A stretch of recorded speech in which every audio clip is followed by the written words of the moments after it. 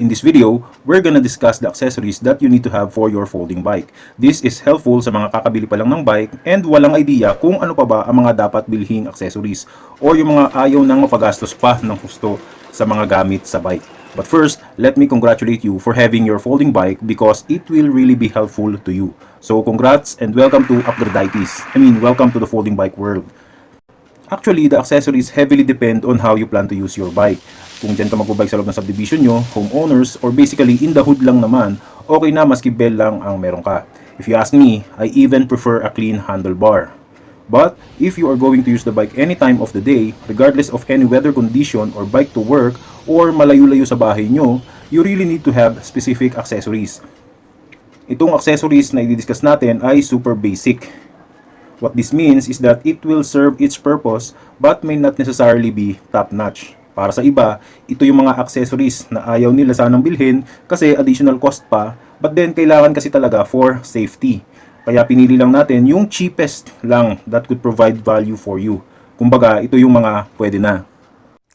This is number 1 on our list for safety reason. We have to be visible on the road. Kailangan mo ang isang front light at isang tail light o yung tinatawag ding blinker. Hindi naman kailangan masyadong mahal, lalo na if hindi mo naman talaga nakikitang magbabike ka sa gabi. Pero, mas okay if may nakaredy kang set of lights just in case may bigla ang errands and aabutin ka ng dilim. Itong ilaw na to ang isa sa pinakamurang front light. Around 120 to 150 pesos lang sa Shopee or Lazada. Meron siyang 250 lumens at 2.5 hours na runtime. Rechargeable na din siya so you won't have to spend extra for batteries. Ang 250 lumens ay hindi talaga sobrang liwanag. Pero kung naranasan mo nang magbike sa isang pitch black na daan, even at 250 lumens ay ma-appreciate mo na itong ilaw na to. Ang maganda pa, 2-in-1 na siya. Meron ka ng ilaw, meron ka pang busina. Isa pa nga palang importanteng accessory ang busina. Kahit paano ay kaya kanyang isalba sa mga alanganing sitwasyon. I should know kasi na-experience ko na ang mangilan-ngilang near miss even at low speed. Ang bike bill kasi ay halos pang friendly greetings lang or yung mga predicted maneuvers lang ang kayang sabayan. May mga times kasi na kahit gaano tayo kaingat sa daan ay yung kasabayan naman nating mga motorista ang hindi maingat. If may busina ka, isang pindot lang yan. Ibig sabihin, mabilis mong ma-execute ang safety measures kung ikukumpara mo naman sa isang bike bell. Then, pwede mo pang isabay for an evasive or safety maneuver. Pag bike bell ang gamit mo, usually ay madaming pindot pa yan. So, nagkakaroon ka ng delayed process for your safety maneuvers. Of course, rinig na rinig pa ang tunog ng mga busina versus sa bells lang. Pakita ko lang yung quick processes ng both accessories. So ayan, makikita nyo na ang daming pindot talaga kailangan sa mga bells but without even a guarantee na maririnig ka ng mga motorist sa daan agad-agad. Sa e-horn naman o yung busina, mabilisan lang, quick reflex lang plus rinig agad ng motorist dahil nga sa lakas. Pero if sa subdivision lang naman or any place na walang masyadong sasakyan or in short ay relatively safe, okay na ang busina. But for busy roads, I definitely recommend an electric horn. For the blinker naman, ito, nasa 70 pesos lang pataas ang presyuhan. Rechargeable na din, so hindi ka nabibili ng batteries.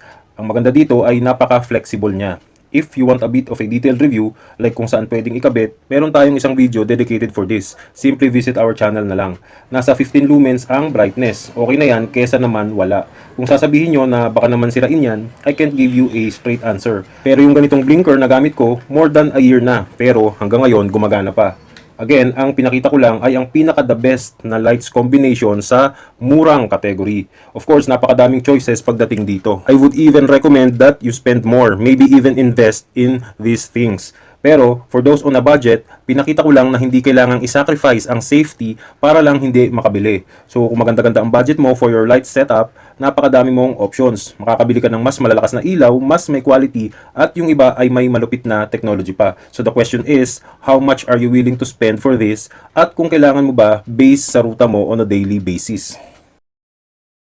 So again, another basic itong helmet. This is going to protect your brain. But don't forget that your brain should be the one protecting you in the first place. So, aside from investing in a high quality helmet that you can afford, invest ka na din sa isang quality mindset. Hindi lang po para sa collision ang helmet. Kadalasan kasi talagang may mga unexpected na nangyayari sa daan. Halimbawa, may maliit na bato, maliit na sanga ng kahoy, or any objects na tumalsik sa ulo mo, at least kung may helmet ka ay protected ka pa din at parang walang nangyari. Kapag kasi may mga objects na tumama sa'yo at a high rate of speed, definitely sugat yan and probably injury kung hindi ka naka-helmet. Okay, so dito na tayo sa pangatlong bagay na dapat lagi mong dala, which is yung repair kit or tools. So bakit nga ba kailangan mo magdala ng tools? Simple lang, para iwas abala. Abutin ka man ng flat sa daan or maputulan ng kadena or any minor issues ay walang problema. Yun kung meron kang tools. Wala kasing kasiguraduhan na may malapit na bike shop sa lugar kung saan ka magkakaproblema. At paano kung gabi na at sarado na ang mga bike shops, di ba? Although I highly recommend na isakay mo na lang sa sasakyan kung merong available, halimbawa tricycle or taxi, kesa ayusin mo pa sa daan. But the point is, meron ka pang option na natitira if hindi available for you ang bimodal option. And ang pang-apat ay ang rain gears. So bukod sa kapote ay dapat rain ready ang bag mo or at least meron kang pang-cover ng bag para naman hindi mabasa ang mga importanteng gamit sa bag mo like cellphone, pera, documents at kung ano pa man yan. Huwag nyo na antayin na may experience pa na mabasaan na importanteng gamit like documents sa bag before ka magdala ng rain protection. Dahil kung wala talagang budget, maski ziplock or any rainproof plastic ay pwede na. Hindi naman nagta-take up ng malaking space yan sa loob ng bag You definitely need a combination of locks if you are going to park your folding bike in a public parking. Of course, it's still best to carry your FB with you inside any establishments. But if it's not possible for whatever reason, then you should have a quality lock combination. Ibig sabihin, more than one lock dapat. Kumbaga, you should make the thief think twice before stealing your bike. Pahirapan mo as much as possible. Dahil of course, mas pipiliin ng mga bike thief na kunin ang bike na madali lang nakawin. If for example sa isang rack ay may 5 bikes at yung 4 ay tigi-isa lang na locks ang nakapulupot at yung sayo ay 2 heavy duty locks, syempre mas pipiliin ng magnanakaw na isa sa 4 na lang ang kunin. Unless of course, target talaga nila yung bike mo for its value. Lalo na ngayong pandemic, bukod sa buong bike ay any parts na pwedeng makuha ay tinatalo na din ng mga magnanakaw. So you might wanna think about locking the quick release parts of your bike. And finally, ang panghuli sa listahan ay ang first aid kit or health kit. Pareha sa prinsipyo ng pagdadala ng repair kit, hindi mo kasi alam kung kailan ka aabutan ng kamalasan. For example, ang mga nag-MTB ay nagtitrail sa mga areas na medyo liblib or yung hindi madalas dinadaanan ng mga sasakyan. Because of that, may katagalan ang dating ng mga first responders sa scene. So if may health kit ka, malalapatan mo agad ng pangunang lunas habang nag-aantay sa emergency services. Ganon din naman yan kung sa city nangyari. Hindi ka naman masasemplang lagi sa tapat ng ospital or sa tapat ng convenience store. Pagdating naman sa laman ng health kit, nakadepende yan sa madaming factors. So, ikaw na ang mag-a-anticipate niyan ano ba ang mga emergency scenario na possible na kaharapin mo. For instance, para sa mga semplang na tosino ang kinakalabasan, pwede na ang alcohol, betadine, bulak at band-aid. Or magdagdag ka na lang ng gaza at medical tape para ready ka pa din sakaling malaki-laki ang damage. Ito importante din.